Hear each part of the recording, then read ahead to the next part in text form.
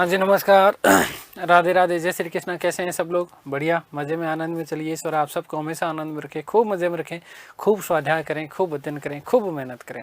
दोस्तों, हम बात कर रहे थे भारत पर तुर्क आक्रमण की, और इसी कड़ी में हमने महमूद गजनवी ने जो भारत के ऊपर 17 आक्रमण किए, इन 17 आक्रमणों में से बताए मैंने आपको सारे, लेकिन याद रखना कि जो जो महत्वपूर्ण थे उन समस्त आक्रमणों की चर्चा हम लोग कर चुके हैं। सबसे फेमस जो है वो सोमनाथ मंदिर आक्रमण, याद रखना। और सोमनाथ मंदिर का पुनर्निर्माण किस किस के द्वारा कब कब करवाया गया, ये भी आपके लिए महत्वपूर्ण प्रश्न बन जाया करता है। तो ये सारी की सारी चर्चाएं हम लोग कर चुके। एक तो देखो, बुलंदशहर की जो हमने चर्चा करी थी ना, तो बुलंदशहर 12वां आक्रमण के दौरान मैंने आप लोगों को बताया था, ठीक है। तो बुलंदशहर को प्राचीन भारत में उच्च के नाम से जाना जाता था, और मध्यकालीन भारत में एक बरन नाम भी उल्लेख मिलता है बुलंदशहर के लिए, ये याद रखना। आज जो महत्वपूर्ण बात करने वाले हैं ना, वो महत्वपूर्ण बात हम किसकी करने वाले हैं? महमूद गजनवी के कुछ दरबारी विद्वान, और इन दरबारी विद्वानों का नाम आपसे पूछ लिया जाता है, ठीक है। पहला उत्तबी, कौन? उत्तबी। इस उत्तबी का कथन मैं आप लोगों को बता चुका।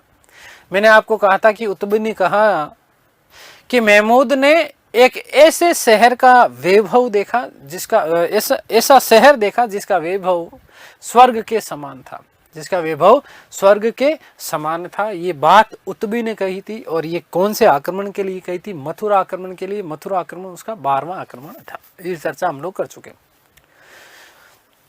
तो एक तो उत्तबी था, दरबारी विद्वान। दूसरा अल बरूनी, बहुत महत्वपूर्ण है बेटा, याद रखना। अल बरूनी, इसके ग्रंथों के नाम भी पूछा जाता है। तीसरा फिरदौसी, और चौथा बेहाकी। कौन? बेहाकी। ये 4 इसके प्रमुख दरबारी विद्वान माने जाते हैं। उत्तबी की यदि हम बात करें तो उत्तबी साहित्य का इतिहासकार था। किसका? महमूद का। और इसने एक ग्रंथ लिखा था जिसका नाम था किताब उल यामिनी, किताब उल यामिनी। और दूसरा जो इसने ग्रंथ लिखा था उसका नाम था तारीख उल यामिनी, किताबुल यामिनी या तारीख उल यामिनी। अलबरूनी के ग्रंथों का नाम बहुत बार पूछा जाता है, और प्रश्न यह भी बनता है कि अलबरूनी किसका दरबारी था? तो याद रखिएगा, महमूद गजनवी का था। अलबरूनी के जो ग्रंथ हैं उनका नाम है किताबुल हिंद और तारीख उल हिंद, किताबुल उल हिंद और तारीख उल हिंद। फिर सबसे महत्वपूर्ण शाहनामा का पूछा जाता है, ठीक है ना। शाहनामा जिसे वहां का महाभारत भी बोलते हैं, आगे थोड़ी सी मैं डिटेल में बात करूंगा। तो शाहनामा किसने लिखा था? फिरदौसी ने। और फिरदौसी को बेटा याद रखिएगा कि पूर्व का हैमर कहा जाता है। पूर्व का क्या कहा जाता है? हैमर कहा जाता है। ये बात आप लोगों के लिए विशेष महत्वपूर्ण बन जाती है कि पूर्व का हैमर किसको कहा जाता है। तो याद रखिएगा, फिरदौसी को कहा जाता है, ठीक है। महमूद का सचिव था वस्तुते उत्तबी, हालांकि वो कहता जो कभी भारत आया नहीं, फिर भी लेकिन इसका स्टेटमेंट है। चलिए मैं लिखता हूं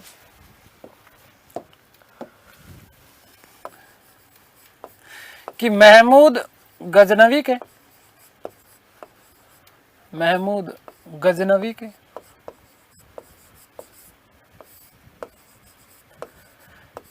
4 दरबारी विद्वान,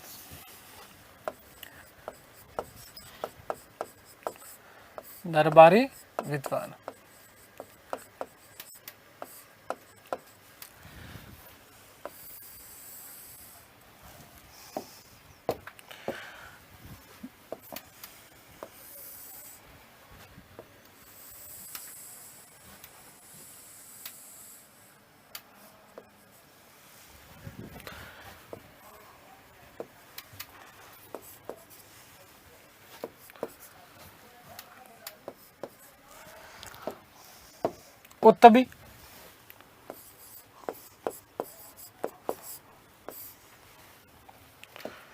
अलबरूनी,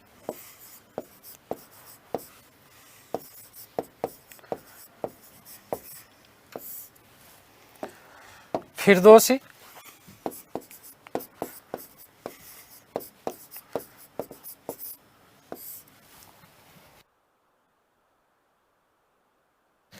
और बेहाकी।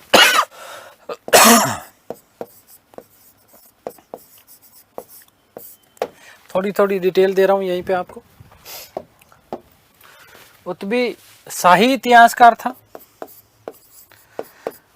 शाही इतिहासकार था।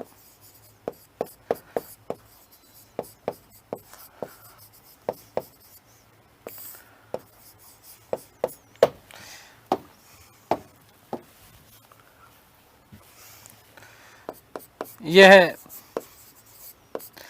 महमूद का सचिव था।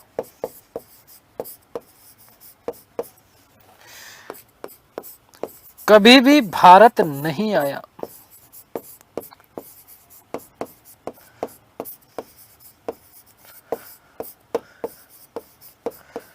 कभी भी भारत नहीं आया। इसके ग्रंथों की चर्चा कर लेते हैं। ग्रंथ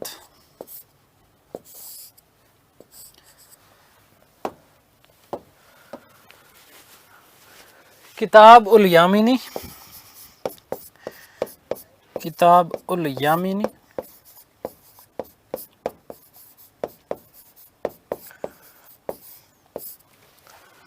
और तारीख उल यामिनी।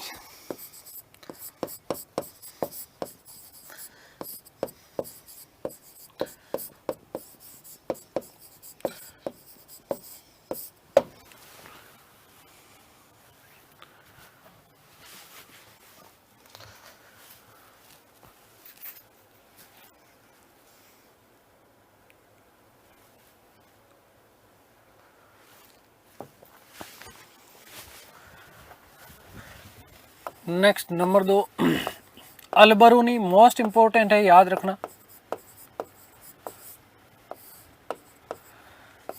महमूद के समकालीन इतिहासकार था। महमूद का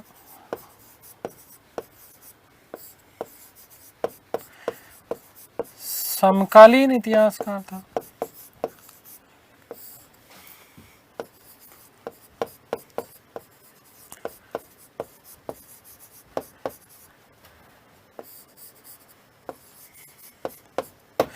अब यहां देखो, मैंने आपको कहा उत्तबी कभी भी भारत नहीं आया, लेकिन ये महमूद के साथ 11वीं सदी में भारत आया था। याद रखना, गणित, ज्योतिष, दर्शन और संस्कृत। क्या चीज? गणित, ज्योतिष, दर्शन और संस्कृत का विद्वान था। इसका जो ग्रंथ है किताब उल हिंद, अरबी भाषा में भारतीय इतिहास की जानकारी देता है। भारतीय इतिहास की जानकारी का बड़ा प्रमाण माना जाता है। कौन सा? किताब उल हिंद। ठीक है, तो 11वीं सदी में, 11वीं सदी में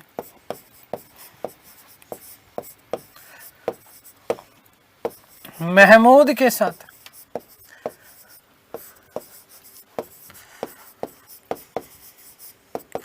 भारत आया।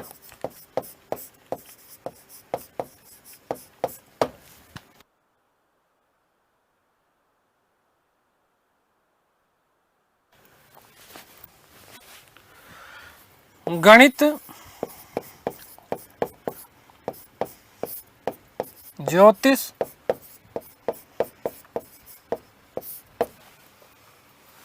दर्शन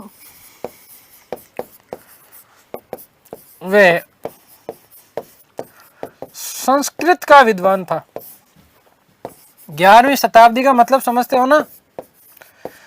10वीं सदी समाप्त होने के बाद में महमूद गजनवी भी एक तरीके से याद रखना 11वीं सदी का ही है ना। आप ऐसे सोच लेना 11वीं सदी, वैसे वैसे नहीं बेटा। आगे बात समझ क्लियर है? ग्रंथ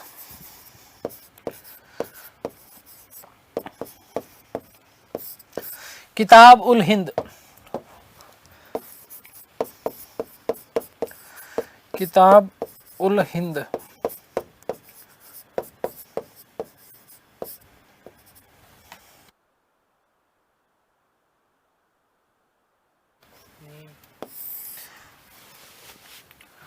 अरबी भाषा में लिखी है। ये एक तो ये याद रखना कि अरबी भाषा में।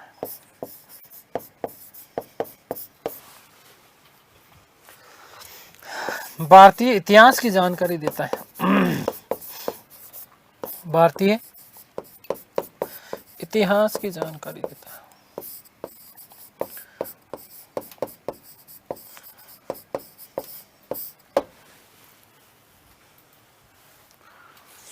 और नंबर 2 तारिक उल हिंद। तारिक उल हिंद, ये आप लोगों के लिए महत्वपूर्ण बन जाती है बेटा। क्यों बन जाती है? क्योंकि तारिक उल हिंद का हिंदी भाषा में अनुवाद इस ग्रंथ का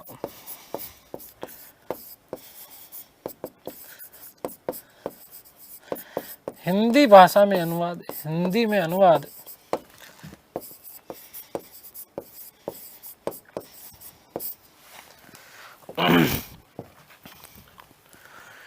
देखो सुनो भाई, कोई भी खतरनाक वाला जो काम करता है ना हिंदुस्तान में, वो कौन करता है? रजनीकांत ही करता है, आपको पता है। अब कोई कहते हैं ना ये अरबी भाषा को हिंदी में लिख दिया, अरबी भाषा के ग्रंथ है, तो खतरनाक यदि कोई काम करेगा तो वो रजनीकांत से कम होगा क्या? तो तारिक उल हिंद का हिंदी भाषा में अनुवाद किया गया था रजनीकांत शर्मा के द्वारा। याद रखिएगा बेटा, मोस्ट इंपोर्टेंट प्रश्न बनता है कि अलबरूनी जो था पुराणों का अध्ययन करने वाला प्रथम मुस्लिम इतिहासकार माना जाता है। पुराणों का अध्ययन करने वाला प्रथम मुस्लिम इतिहासकार कौन था? अलबरूनी। तो हिंदी भाषा में अनुवाद तो रजनीकांत शर्मा के द्वारा, रजनीकांत शर्मा।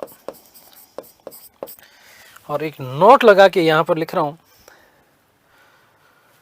नोट कि अलबरूनी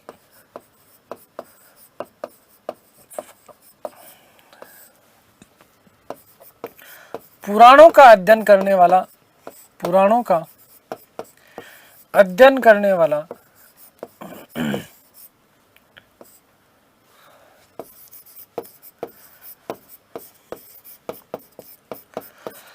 प्रथम मुस्लिम इतिहासकार था, प्रथम मुस्लिम इतिहासकार था।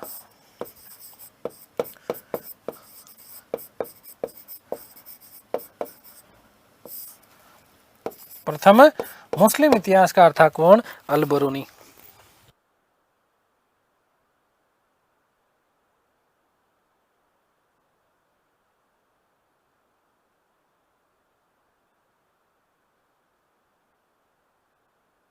ठीक है, तो दो इतिहासकारों की हमने बात कर ली। अगला फिरदौसी। फिरदौसी के ग्रंथ का नाम क्या? शाहनामा, जिसे अफगानिस्तान का महाभारत कहा जाता है। याद रखना कि अफगानिस्तान का महाभारत किसे कहा जाता है? फिरदौसी के ग्रंथ शाहनामा को। और इसीलिए फिरदौसी को पूर्व का हैमर, हथौड़ा, हैमर का मतलब क्या? हथौड़ा, ठीक है, हैमर या होमर कहा जाता है। ठीक है, फिरदौसी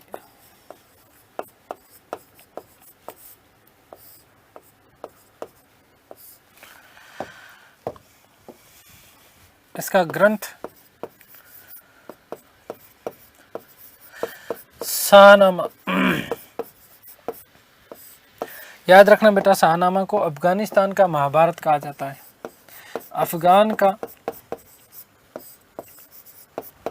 महाभारत कहा जाता है।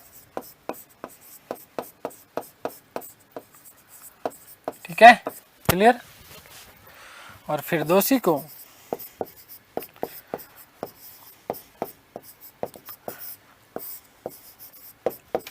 ये मोस्ट इंपोर्टेंट तथ्य बन जाता है आपका, याद रखना इसको।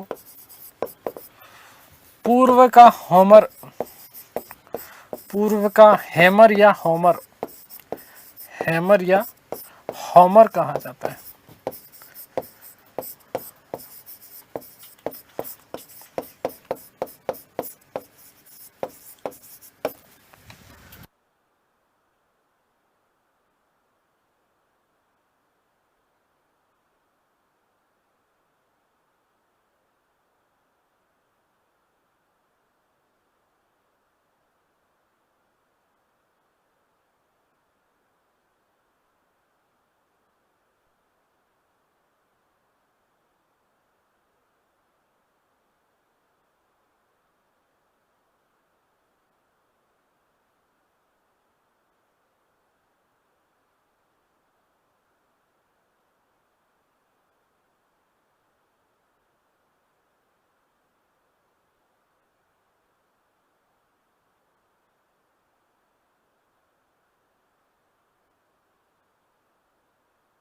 ठीक है।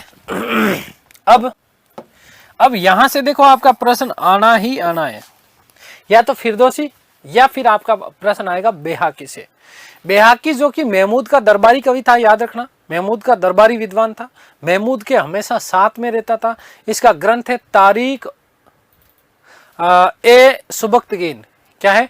तारीख है सुबक्तगीन, याद रखिएगा। इसके ग्रंथ का नाम क्या है? तारीख है सुबक्तगीन। गजनवी के पिता, गजनवी का पिता का नाम क्या था? सुबक्तगीन था, और इसी के ऊपर लिखा था, है ना। सुबक्तगीन के ऊपर रचित ग्रंथ है, गजनवी के पिता हुआ करते थे, और इसे लेनपुल ने पूर्व का पेप्स कहा है। पूर्व का पेप्स किसे कहा जाता है? बेहाकी को। जबकि पूर्व का हेमर किसे कहा जाता है? तो याद रखिएगा कि फिरदौसी को कहा जाता है। किसको कहा जाता है? फिरदौसी को कहा जाता है। बेहाकी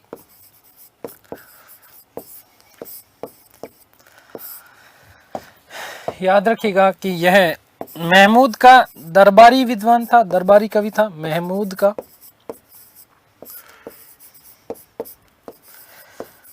दरबारी था,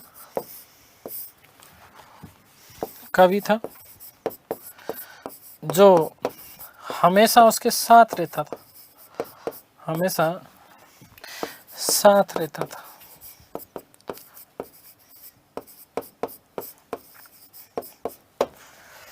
ग्रंथ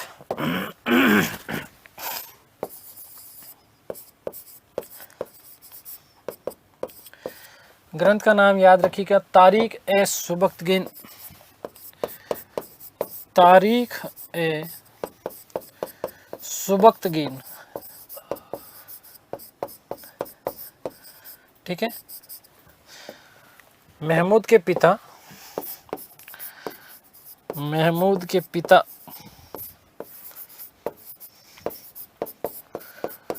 सुबक्तगीन पर रचित, सुबक्तगीन पर लिखित ग्रंथ, ठीक है। नेक्स्ट याद रखिएगा कि लेनपुल ने से इंपॉर्टेंट तथ्य है, आपका मोस्ट इंपॉर्टेंट तथ्य है। लेनपुल ने से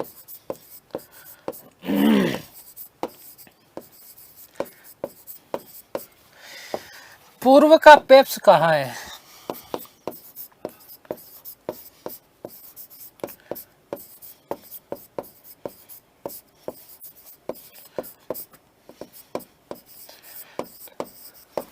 तो दो महत्वपूर्ण प्रश्न बनते, एक तो पूर्व का पेप्स ध्यान रखना कौन है? बेहाकी, और पूर्व का हेमर कौन है? फिरदौसी। तो ये बात हो गई किसकी? महमूद गजनवी के बारे में। और कुछ विशेष महत्वपूर्ण बातें हम लोग करने वाले, देखिएगा।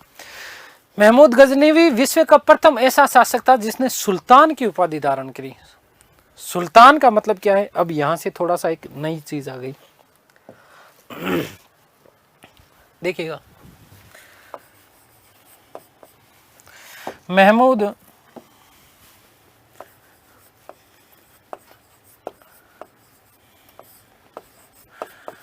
विश्व का प्रथम ऐसा शासक था, प्रथम ऐसा शासक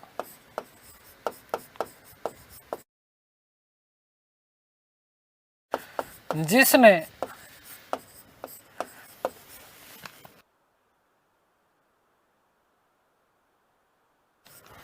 सुल्तान की उपाधि धारण की।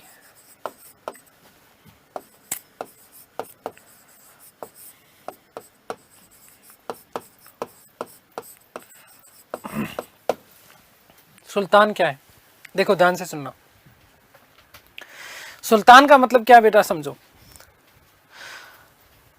पैगंबर हजरत मोहम्मद साहब की मृत्यु होने के बाद में इस्लाम का वर्चस्व बनाए रखने के लिए जो जिम्मेदारी जिन लोगों के कंधों पर आई, उन्हीं लोगों को एक तो खलीफा कहा गया। क्या कहा गया? खलीफा। और यही खलीफा आगे इस्लाम धर्म का प्रचार प्रसार करने के लिए एक अपना प्रतिनिधि एक तरीके से नियुक्त करते थे, जिसे राजा बादशाह, राजा बादशाह तो खैर आगे की बात है, राजा के रूप में होता था, ठीक है। और ये खलीफा जो है इस्लाम धर्म का सर्वोच्च गुरु पैगंबर हजरत मोहम्मद के बाद में अपने आदेशों के अनुसार उस व्यक्ति से शासन संचालित करते थे और उसके लिए एक वो आदेश पत्र लिखते थे, और उसी आदेश पत्र को पहली बात तो याद रखना कि सनद कहा जाता था। क्या कहा जाता था? सनद कहा जाता था। ठीक है ना। तो सुल्तान का मतलब जो खलीफा के आदेशों के अधीन कार्य करे, और खलीफा के जो आदेश होते थे वो क्या कहलाते थे? सनद कहलाते थे। ये बात विशेष महत्वपूर्ण आपकी बन जाती है। दूसरी चीज, कुछ महत्वपूर्ण बातें बता रहा हूं। देखो, हिंदू मंदिरों को तोड़ने के कारण उसे मूर्ति भंजक या बुत शिकन, बुत कैसिन कहा जाता है। उपाधि किसकी थी? महमूद गजनवी की मैं पिछले क्लास में बता चुका। और गजनी ने जब बार बार आक्रमण किया यहाँ पर, तो पंजाब सबसे बड़ा केंद्र बना। आक्रमण का बिंदु सबसे बड़ा केंद्र जो है पंजाब था। तो पंजाब जो था वो पूर्णतः तुर्कों के अधिकार में चला गया। तुर्क जब यहाँ पर विशेष पर जो आक्रमण करते थे, अभी फर्स्ट ग्रेड में, माफ कीजिएगा, यूजीसी नेट में एक प्रश्न पूछा गया था कि तुर्कों के द्वारा किस प्रकार के औजारों का या किस प्रकार के जो है हथियारों का प्रयोग किया जाता था। तो याद रखिएगा, विशेष प्रकार के धनुष प्रयोग करते थे जिन्हें नावक कहा जाता था। क्या कहा जाता था? नावक कहा जाता था। देखिएगा कि सुल्तान क्या है?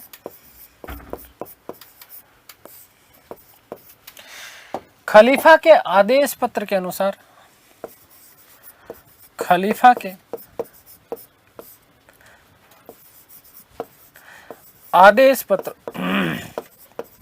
आदेश पत्र याद रखिएगा बेटा, इन आदेश पत्रों को क्या कहा जाता था? सनद कहा जाता था। सनद के अनुसार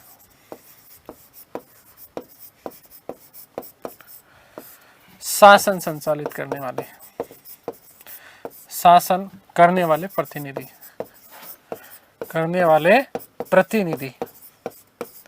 और बादशाह आगे जब हम बात करेंगे मुगल काल की, तब मैं आप लोगों को बताऊंगा कि जो खलीफा की सत्ता में विश्वास नहीं करते थे, वो अपने आप को उन्होंने बादशाह कहा। क्या कहा? बादशाह कहा। ठीक है, ध्यान रखिएगा कि तुर्क एक विशेष प्रकार का, एक विशेष प्रकार का धनुष प्रयोग करते थे।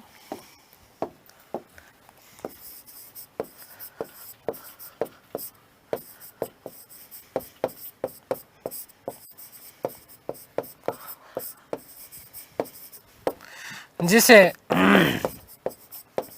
नावक कहा जाता था।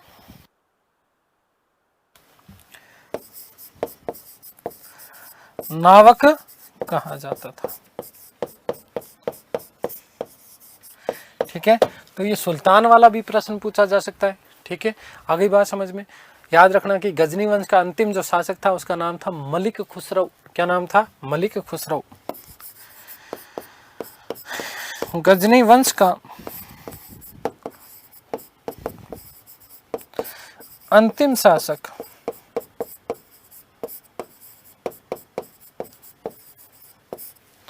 मलिक खुसरो था।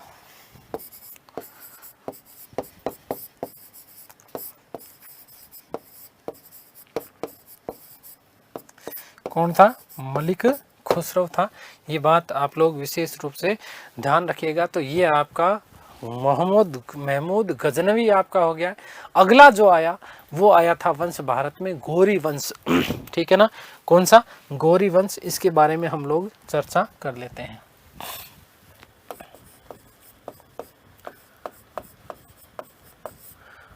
गौरी वंश,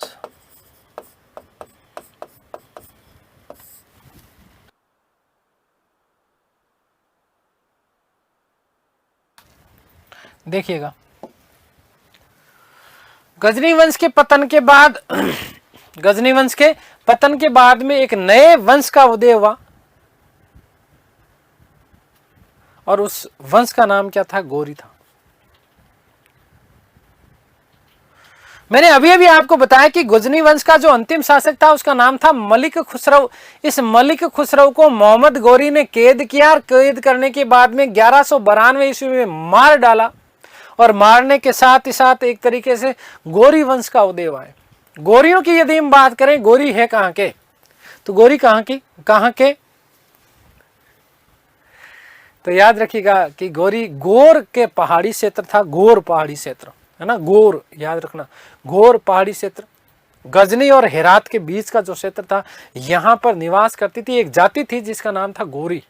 ठीक है ना, कहां पर, गजनी और हेरात का जो क्षेत्र था, कौन सा, गजनी और हेरात के क्षेत्र के मध्य गौरी नामक एक क्षेत्र जो है जाति निवास करती थी। और इसी के कारण इस क्षेत्र को क्या कहा जाता था, गौर कहा जाता था। ठीक है, तो गजनी कहां के,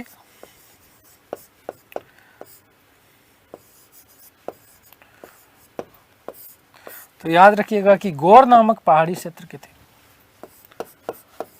गौर नामक पहाड़ी क्षेत्र।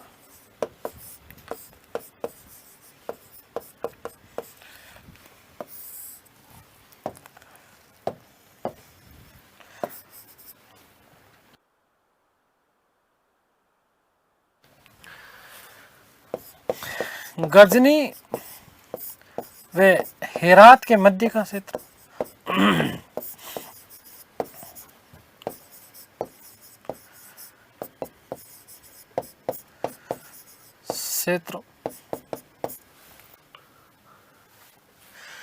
जहां गौरी नामक जाति निवास करती थी, जहां गौरी नामक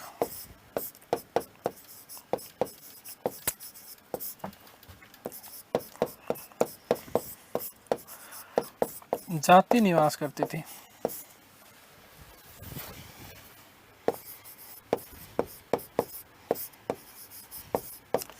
इसी कारण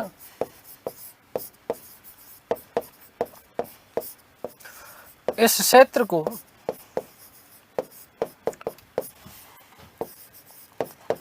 गौर प्रदेश कहा जाता था।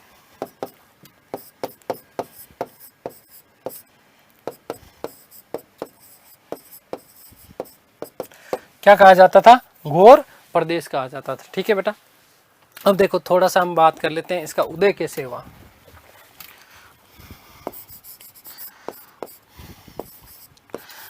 उदय कैसे,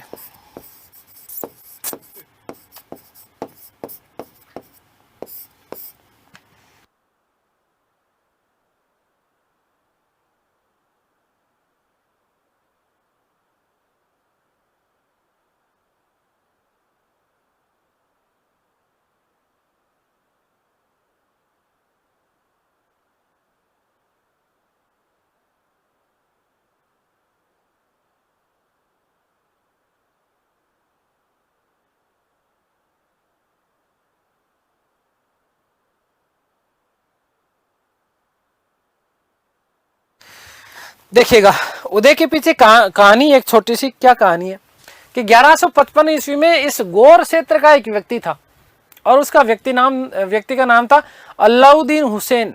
क्या नाम था, ये अलाउद्दीन जिनका नाम हुआ ना इतिहास में बड़े खतरनाक व्यक्ति हुए, ये अलाउद्दीन खिलजी, आगे हम लोग बात करेंगे, है ना।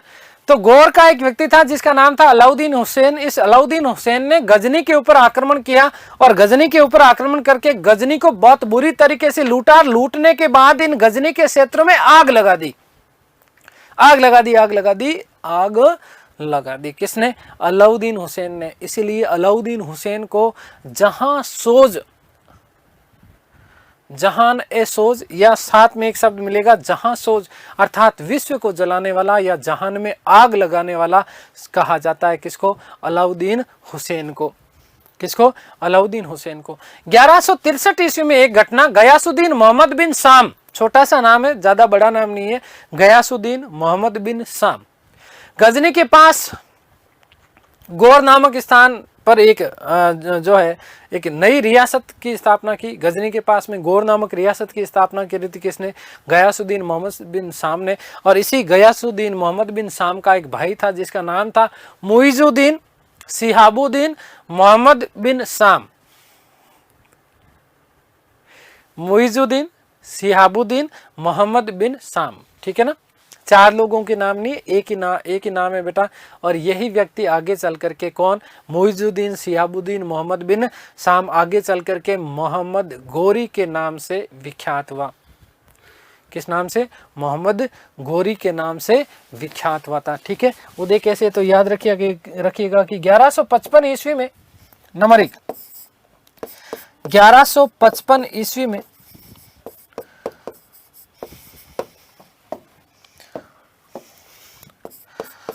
गौर के अलाउद्दीन हुसैन ने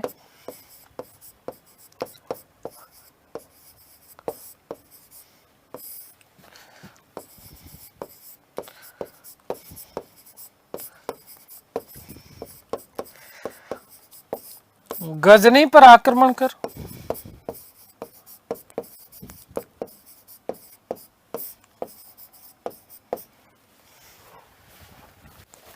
उसे लूटा वे गजनी में आग लगा दी।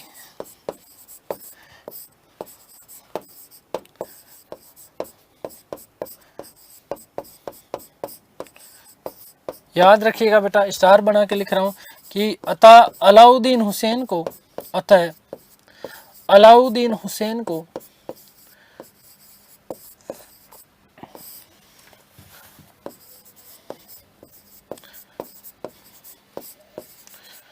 जहां सोज, या पूरा लिखूंगा तो जहान ए सोज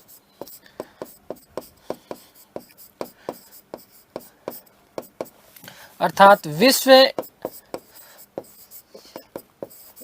को जलाने वाला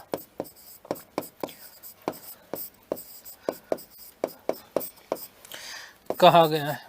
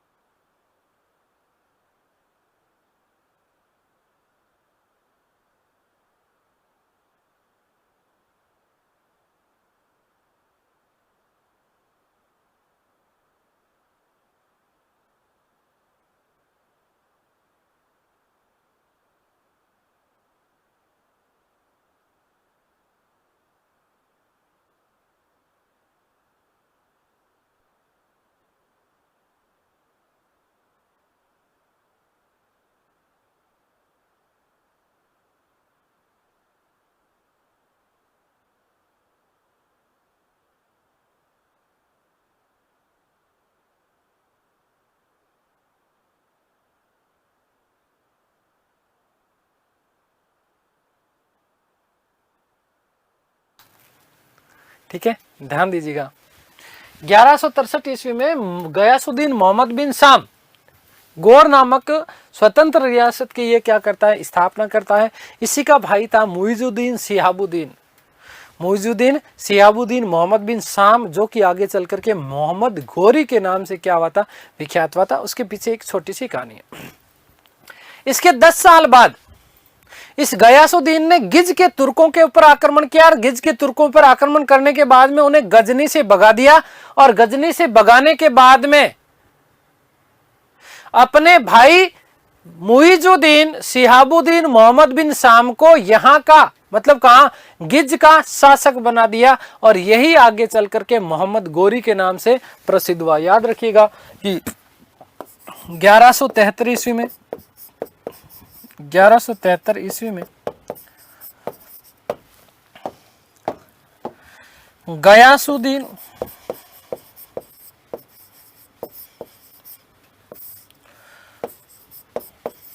मोहम्मद बिन साम ने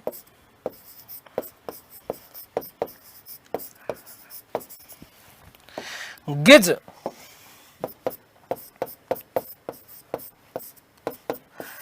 के तुर्कों पर आक्रमण कर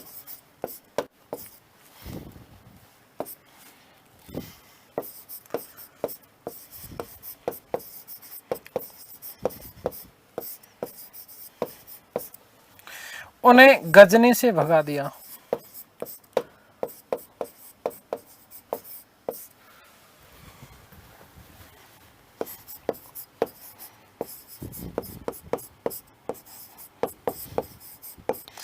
तथा वहां का शासक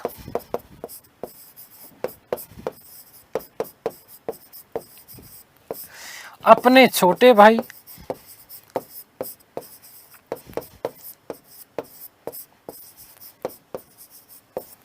बस छोटे भाई का नाम छोटा सा है,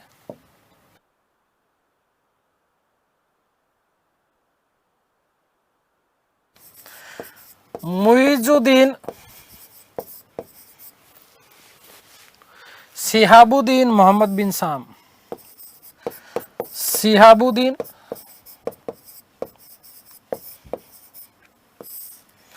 मोहम्मद बिन साम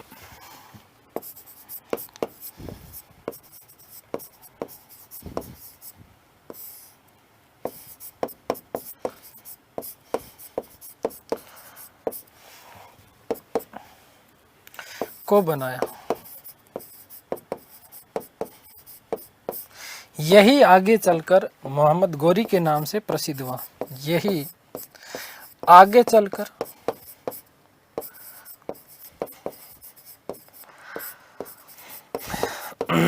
मोहम्मद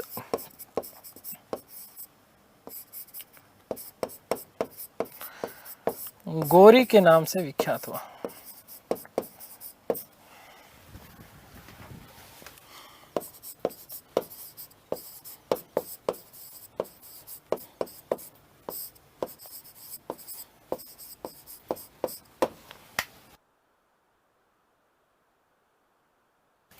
ठीक है, आगे की बात करते हैं, ध्यान से सुनना बेटा। मोहम्मद गोरी, मुइजुद्दीन शिहाबुद्दीन मोहम्मद बिन साम, ये पूरा नाम है, कई बार आपसे पूछ लिया जाता है।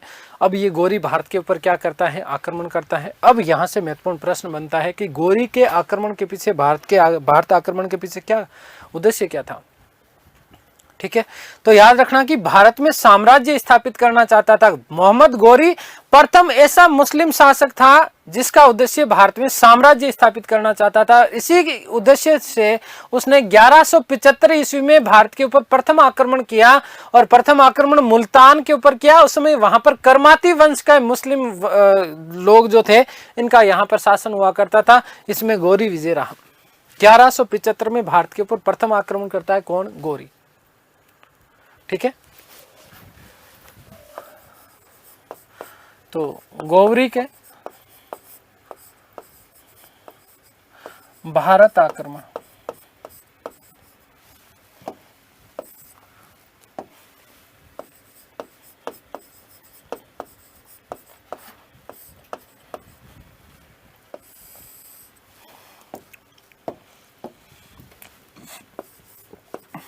उद्देश्य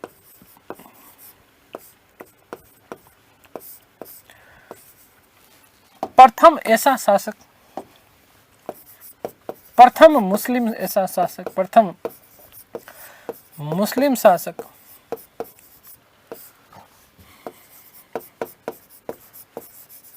जिसका उद्देश्य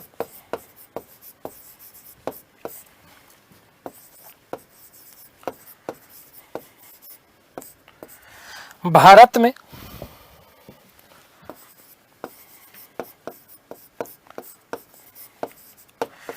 मुस्लिम साम्राज्य की स्थापना करना था। मुस्लिम साम्राज्य की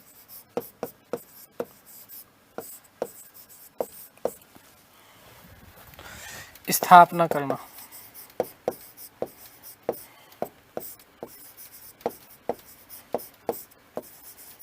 ठीक है, और इसी उद्देश्य से प्रथम आक्रमण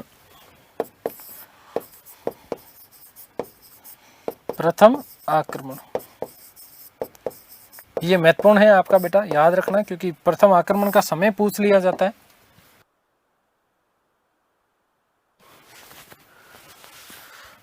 ग्यारह सौ 75 ईस्वी मुल्तान के करमाथी वंश के ऊपर, मुल्तान के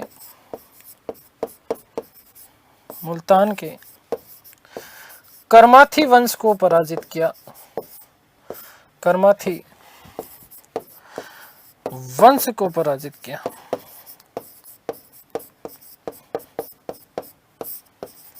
ठीक है, तो ये प्रश्न अभी हाल ही में हालांकि पूछा गया था कि गोरी का भारत के ऊपर प्रथम आक्रमण कब था, तो 1175 ईस्वी में था। ये बात आप लोगों के लिए विशेष स्मरणीय बन जाती है। दूसरा आक्रमण 1176 में किया गया सिंध के ऊपर, उसके ऊपर यहां से भी विजय प्राप्त हो गई। तीसरे आक्रमण की यदि हम लोग बात करते हैं तो 1178 ईस्वी में किया गया। गुजरात के शासक हुआ करते थे उस समय, और गुजरात के शासक जिनका नाम था भीमदेव द्वितीय, या कई जगह आपको इनका नाम मिलता है मूलराज सेकंड। क्या नाम था? मूलराज सेकंड। याद रखिएगा दोस्तों कि ये आपका महत्वपूर्ण आक्रमण बनता है, तीसरा आक्रमण इसका। भीमदेव सेकंड या मूलराज सेकंड ने अपनी विधवा माता, जिसका नाम था नायिका देवी, इस नायिका देवी को कहा कि माता श्री, पहले तो एक वो गजनवीड़ा आया, भारत के ऊपर आक्रमण किया, और हमारे गुजरात के ऊपर भी आक्रमण किया था, और सोमनाथ मंदिर को भी लूट के ले गया था। अब वहीं से उधर से एक व्यक्ति और आ रहा है, नाम गोरी है, पता नहीं आदमी है कि लुगाई है, पता नहीं। तो माताजी ने कहा, विधवा माताजी थी, उनका नाम था नायिका देवी। उन्होंने कहा बेटा ऐसा लग रहा है कि नाम से तो गोरी के नाम से तो ऐसा लग रहा है लुगाई है।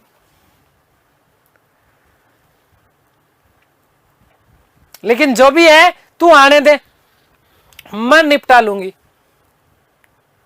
तो 1178 ईस्वी में जब गुजरात के ऊपर आक्रमण किया तो उस युद्ध का जो युद्ध हुआ माउंट आबू के समीप युद्ध हुआ, आबू के पास में, ध्यान रखिएगा, माउंट आबू राजस्थान। यहां पर जब युद्ध हुआ तो इस युद्ध में नायिका देवी ने इस युद्ध का नेतृत्व किया, और नायिका देवी ने साहब गुजरात में, यहीं पर गुजरात की जो शासिका थी, विधवा थी, भीमदेव द्वितीय की माता थी, इस गोरी को दे झाड़ू दे झाड़ू दे झाड़ू, धमाधम इतना धोया कि गोरी से काली कर दिया। आगे बात समझ, बुरी तरीके से मारा पीटा किसको? गोरी को, और गोरी को पराजित किया। याद रखना, भारत में गोरी की प्रथम हार थी गुजरात वाली।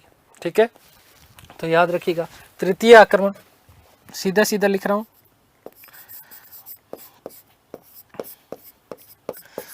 तृतीय आक्रमण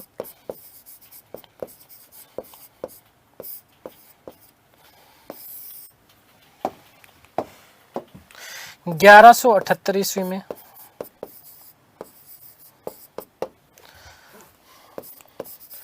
गुजरात पर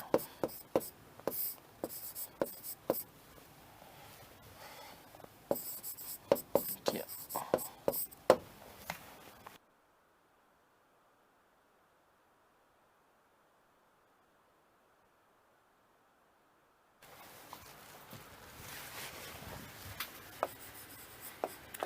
गुजरात का शासक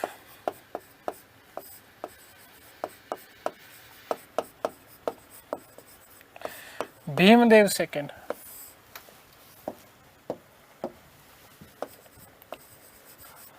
भीमदेव सेकंड, या इसी का कई इतिहासकार नाम लिखते हैं मूलराज सेकंड।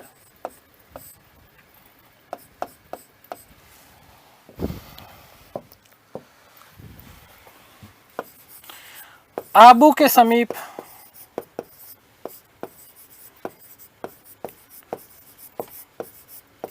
लड़े गए इस युद्ध में इस युद्ध का नेतृत्व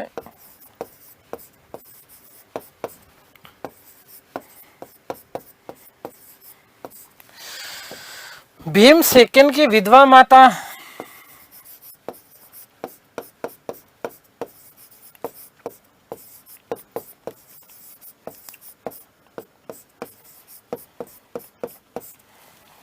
नायिका देवी ने किया।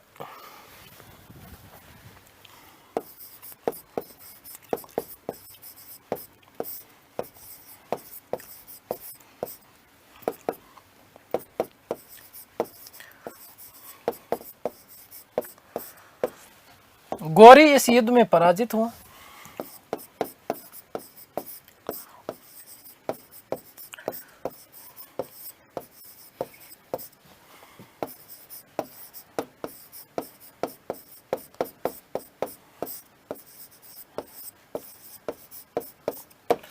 गौरी की ये भारत में प्रथम हार थी।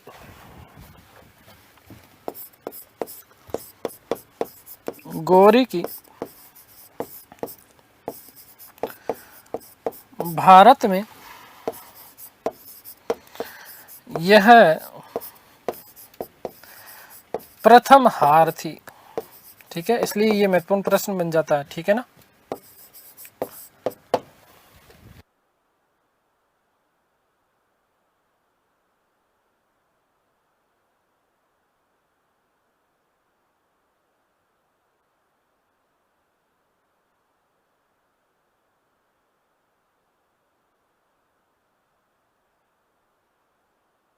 क्या तो ये बात आप लोग ध्यान रखना। इसके बाद में गौरी ने 1179 में पेशावर के ऊपर विजय प्राप्त की, 1181 में लाहौर के ऊपर विजय प्राप्त की और 1190 ईस्वी में भटिंडा के ऊपर भी विजय प्राप्त की। इसके बाद गौरी ने क्रमशः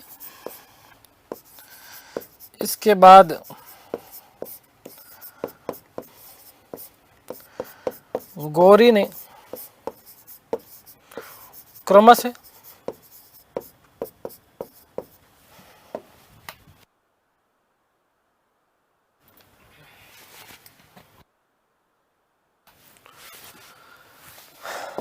ग्यारह सौ 79 ईस्वी पेशावर, 1181 ईस्वी लाहौर,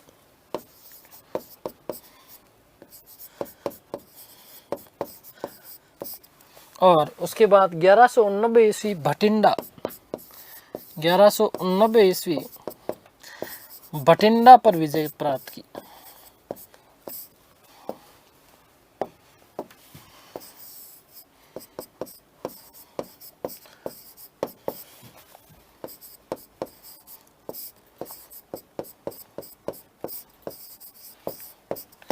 ठीक है, तो ये गौरी की कुछ ये विजय थी।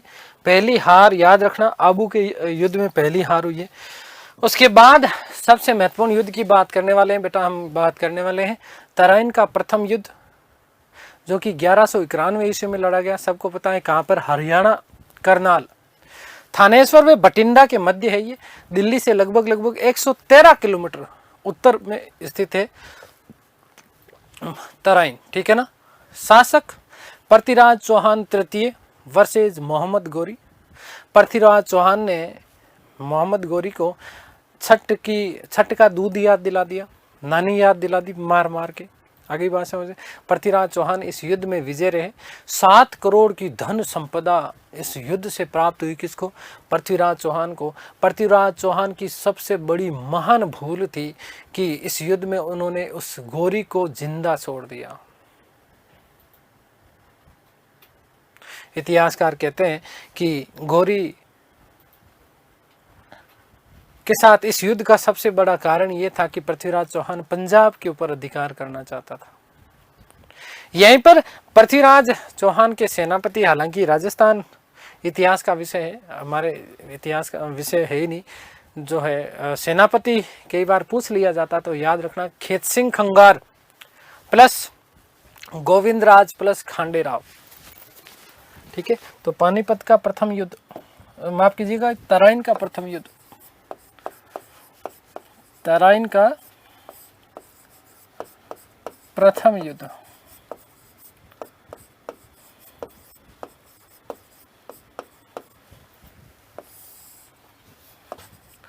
1191 ईस्वी।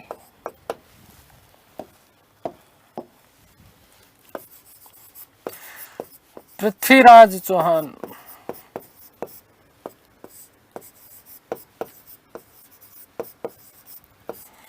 वर्सेस चौहान तृतीय है ये बेटा, ठीक है ना।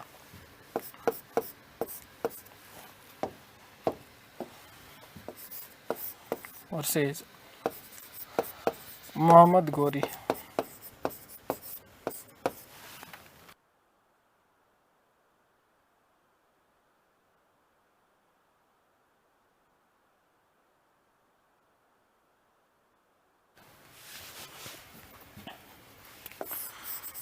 कहाँ?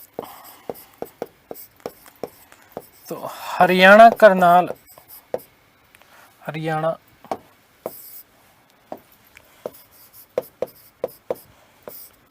करनाल में। याद रखना कि थानेश्वर व बठिंडा के मध्य स्थित है। थानेश्वर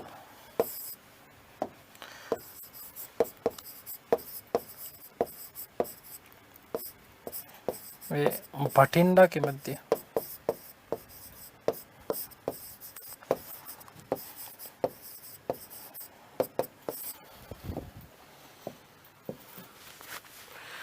दिल्ली से लगभग 113 किलोमीटर उत्तर में।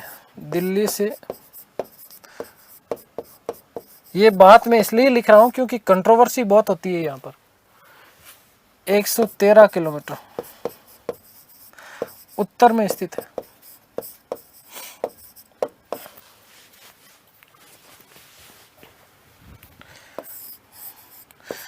चौहान ने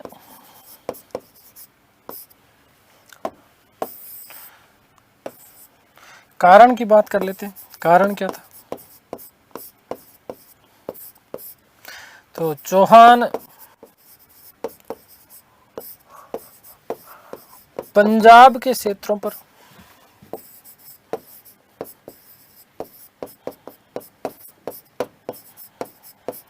विजय प्राप्त करना चाहता था।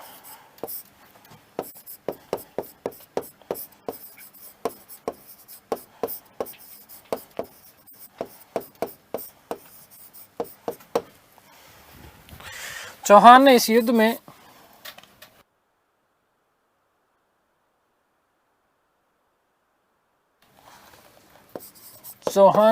में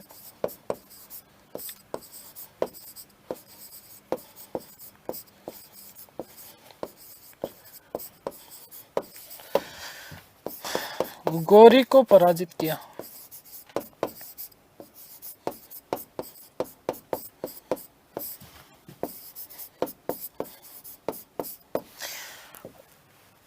सात करोड़ की आय हुई।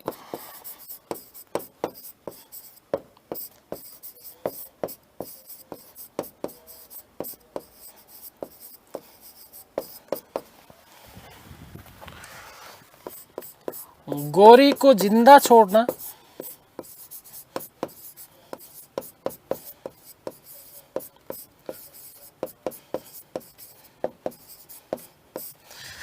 चौहान की महान भूल थी।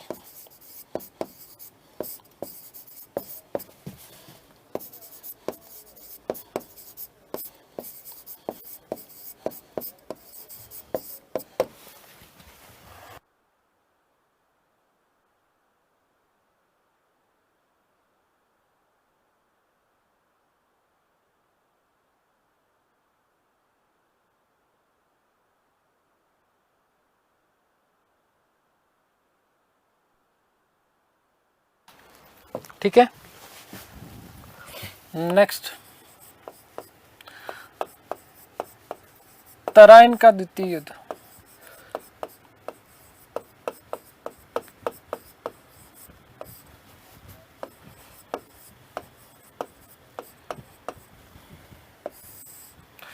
1192 ईस्वी, 1192 ईस्वी, याद रखिएगा बेटा।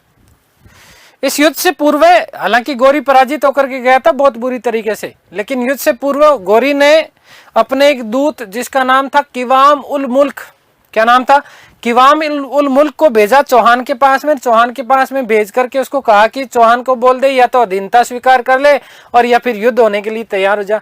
तो चौहान साहब ने कहा कि अभी वो पिछला ही मार भूल गया क्या, मैदा लकड़ी लगा लगा लग के वो ठीक हो गया क्या, बेवकूफ आदमी, जा जो होता है कर ले, आजा युद्ध के लिए मैं तैयार हूं, मैं कोई वीर क्षत्रिय शिरोमणि हूं, डरने वाला हूं क्या।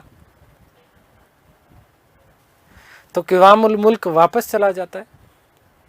अब यहां पर सबसे बड़ा तथ्य यह रहा कि इसी युद्ध के समय 1192 ईस्वी में इसी युद्ध के समय गौरी की सेना के साथ में ख्वाजा मोइनुद्दीन चिश्ती भारत आए थे।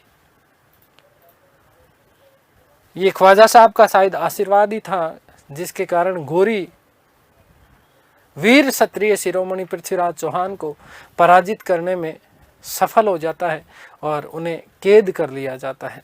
क्या कर लिया जाता है, कैद कर लिया जाता है। तो याद रखिएगा कि इस युद्ध से पूर्व स्थान सेम है बेटा, इस युद्ध से पूर्व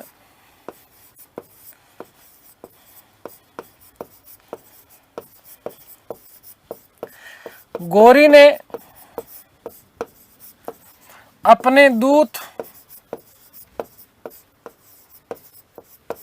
ये महत्वपूर्ण बन जाता है आपका, किवाम उल मुल्क को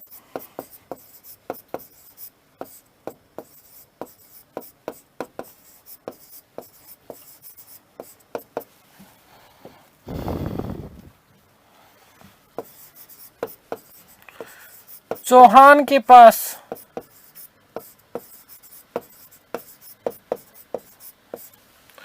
अधीनता स्वीकार करने हेतु, अधीनता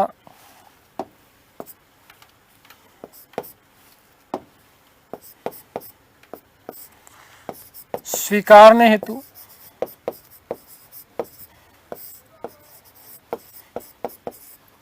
भेजा। ठीक है, इसी युद्ध के समय ये मोस्ट इंपॉर्टेंट तथ्य बनता है, याद रखना। इसी युद्ध के समय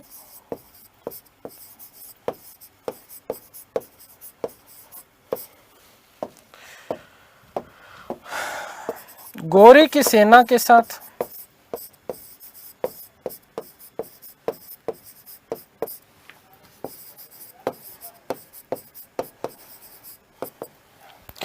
ख्वाजा मोइनुद्दीन चिश्ती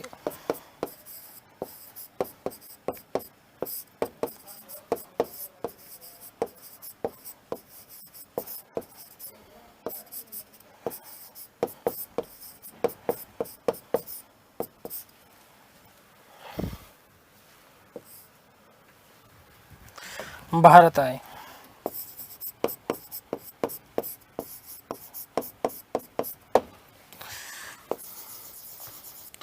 चौहान की मृत्यु हुई, चौहान की पराजय हुई।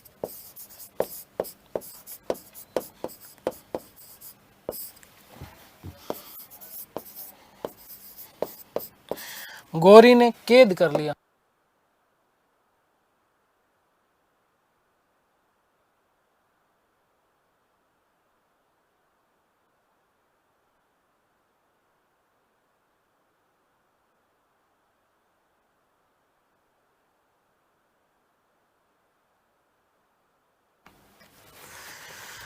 और इसी के साथ भारत में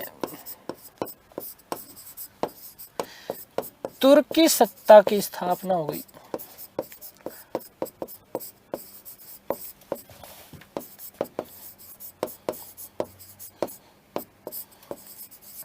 ये मोस्ट इंपॉर्टेंट तथ्य बनता है आपका, ध्यान रखना कि किस युद्ध के बाद भारत में तुर्की सत्ता की स्थापना हुई थी। तो तराइन के द्वितीय युद्ध के बाद में भारत में तुर्की सत्ता की क्या हो जाती है, स्थापना हो जाती है। बाकी की बातें चंदावर युद्ध बात करेंगे और साथ ही साथ गौरी की कई सारी